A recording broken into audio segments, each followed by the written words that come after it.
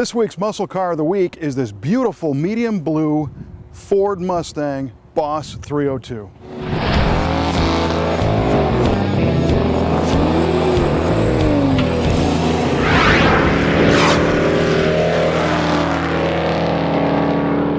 This week's Muscle Car of the Week from the Brothers Collection is one of my all-time favorites.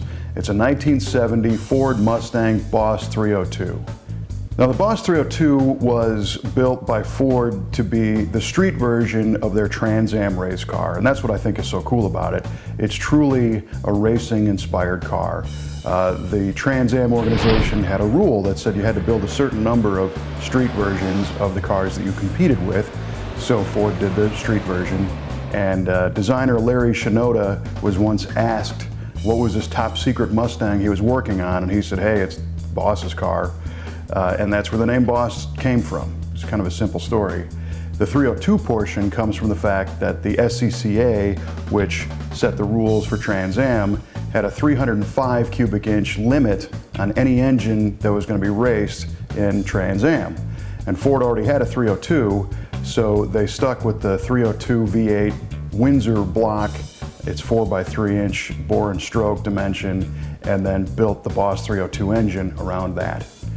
The engine is really what makes this car significant because it's that Windsor bottom end, and Windsor means it was built at the Windsor Ford plant, but they put their Cleveland-style cylinder heads on it, which had these gigantic intake valves.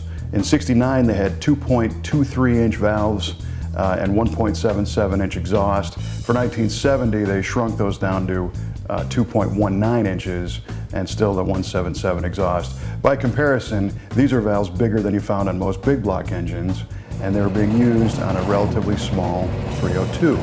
There were some other parts of the BOSS 302 engine that also seemed to be oversized.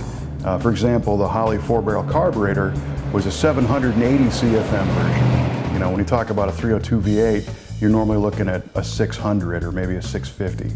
So the purpose for all this stuff was to get this engine to be a free-revving, high-flowing engine at high RPM, and that's what made it a good road race engine. Other parts of the 302 engine package included a cast aluminum 4-barrel intake manifold, solid lifter camshaft, 10.6-to-1 compression, and they advertised these at making 290 horsepower and 290 foot-pounds of torque, which was certainly not bad for a 302 cubic inch engine that was designed to be street driven every day. On the earlier versions of the BOSS 302, the word firing order is misspelled on the intake manifold.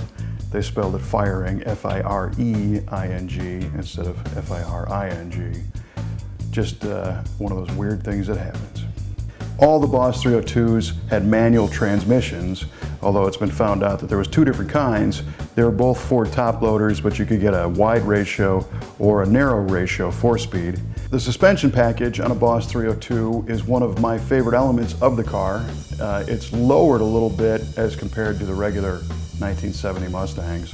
They used 320-inch front springs, a 0.85-inch front sway bar, a 16-to-1 quicker ratio steering box, and shocks that were matched to that front suspension package.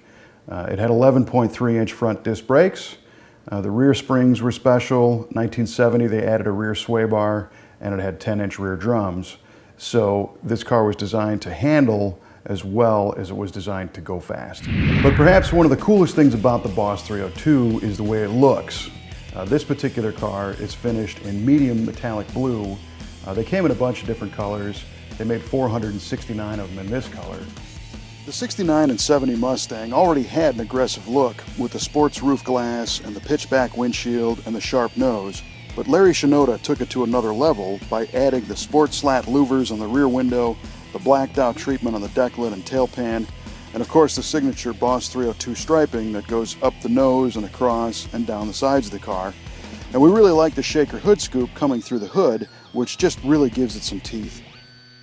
There's a front low chin spoiler underneath the front bumper. This one has Magnum 500 wheels, but what we really like is the aggressive stance and how this car just looks like it's ready to hit the track. One of the most basic visual improvements you can do to a car is to lower it, and this car came that way from the factory. Inside the Boss 302 is pretty basic. If you wanted a luxury Mustang, you bought a Mach 1. If you want a go-fast car, you buy the Boss 302. The seats are very basic. There's no real options. You're not going to find air conditioning or power windows. It's got electric gauges, 120 mile an hour speedo. The steering wheel looks like it came out of a Ford LTD. I mean, it really is nothing fancy. Coolest part being the 4-speed handle, of course. This one's got a blue interior. Most of them were black. But again, it's just a place to sit and row through the gears. It seems they made about 6,318 of these cars in 1970. If you're looking at buying one, the easiest way to determine a real Boss 302 is a G in the VIN number in the 5th position. Without the G code, it's not a Boss 302, and it could be a car that looks just like a Boss 302, but without that G, it's not. There's a lot of details to look at in this car, and we have photographs of all the little cool stuff on the website at MuscleCarOfTheWeek.com. And we've got a Facebook page. If you check it out, you'll be able to see the car we're going to feature next week.